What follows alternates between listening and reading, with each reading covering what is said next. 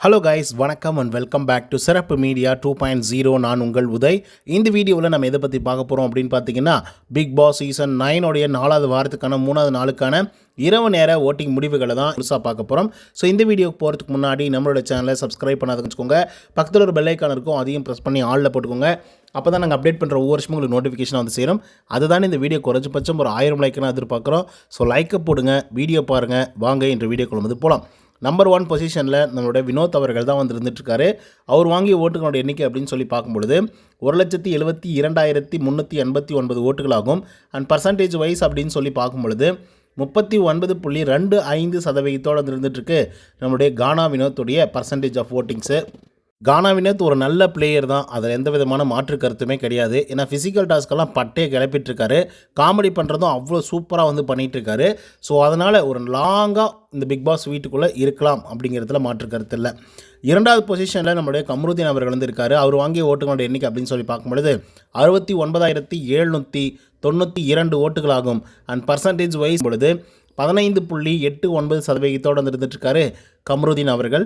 So கம்ருதீனை பொறுத்தவரையிலும் இந்த வாரத்தோட தொடக்கத்தில் 3வது பொசிஷனில் ஆரம்பித்த கம்ருதீன் படிப்படியாக முன்னேறி 2வது பொசிஷனுக்கு வந்திருக்காரு. பட் இதெல்லாம் போதுமா அப்படின்னு கேட்டிங்கன்னா கண்டிப்பாக போதாது அப்படின்னு தான் வந்து சொல்லணும். ஏன் அப்படின்னா கம்ருதீன் வாங்கிக்கிற கேஸ் வந்து அத்தளவுக்கு வந்து இருக்குது. 3வது பொசிஷனில் அரோரா சிங்க்லர் அவர்கள் வந்துருக்காங்க.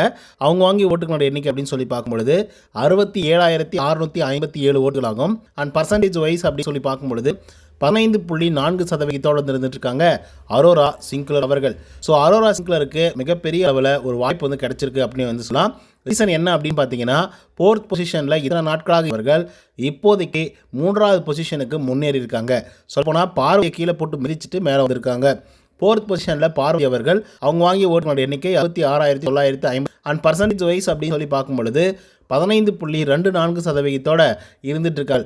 ஸோ பார்வதியை பொறுத்தவரையிலையும் என்ன தான் ரோல் பண்ணாலையும், என்ன தான் நெகட்டிவாக பாசிட்டிவாக அப்படின்னு சொல்லி எல்லா ப்ரோமோக்களில் வந்தாலும் ஆதரவு வந்து பார்வதிக்கு இல்லை அப்படிங்கிறது ஈஸியாக இது முடிகிறது.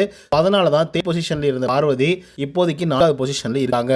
5வது பொசிஷனில் கலையரசன் அவர் வாங்கிய ஓட்டுகளோட எண்ணிக்கை 62,443 ஓட்டுகளாகும். அண்ட் பர்சன்டேஜ் வைஸ் அப்படின்னு சொல்லி பார்க்கும்பொழுது 14.22% இருந்துட்டுருக்காரு கலையரசன் அவர்கள். ஸோ கலையரசனை பொறுத்தவரையும் ஒரு வெளியர் அப்படின்லாம் வந்து சொல்ல முடியாது. அவரெல்லாம் இதுக்கு நீங்கள் வீட்டுக்குள்ள வச்சிங்க அப்படின்னு எங்களுக்கு வந்து தெரியல. ஏன்னா அந்த மாதிரி அமைதி அப்படி ஒரு அமைதி வந்து பார்த்தீங்கன்னா நின்றுட்டுருக்கு கலையரசன் அவர்கள். ஒருவேளை அங்கே போனதுக்கப்புறம் ஞானி ஆகிட்ட என்னமோ தெரியல, அமைதியாக இருக்கலாம், சுரபியாக வந்துக்கலாம் அப்படின்னு சொல்லி யோசிக்கிற போல. அண்ட் பார்வதியை பற்றி நம்ம சொல்லி ஆகணும். பார்வதிக்கு ரொம்ப மிகப்பெரிய டர்னிங் பாயிண்ட் அமையறதுக்கான வாய்ப்புகள் வந்து இருக்குது. ஏன் அப்படின்னா பார்வதி கண்டென்ட்காக பண்ணுறாங்களா இல்லை அவங்களோட இயல்பி அப்படி தானா அது சுத்தமாக இப்போ அப்படி இருந்தாலும் ஸோ அதான் இவங்க கடைசி பொசிஷனுக்கு முன்னாடி பொசிஷன் வரைக்கும் பார்த்தீங்கன்னா வந்துருக்காங்க. சொல்லப்போனால் டேஞ்சர் ஜோனில் வந்துருக்காங்க.